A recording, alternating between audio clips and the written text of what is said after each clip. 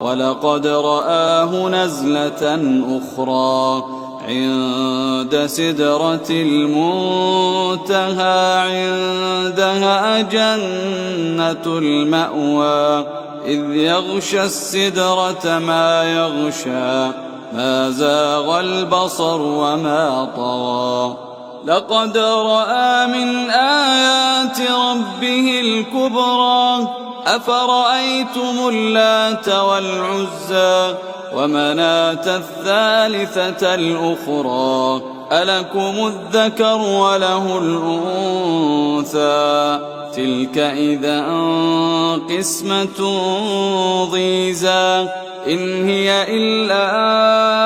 أسماء سميتموها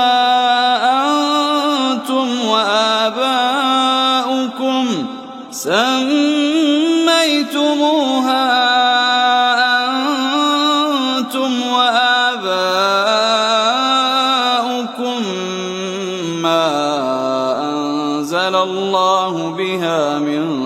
سلطان إن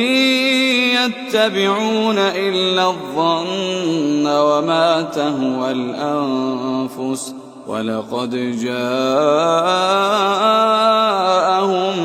من ربهم الهدى أم للإنسان ما تمنى فلله الآخرة والأولى وكم من ملك في السماوات لا تغني شفاعتهم شيئا إلا من بعد أن يأذن الله لمن يشاء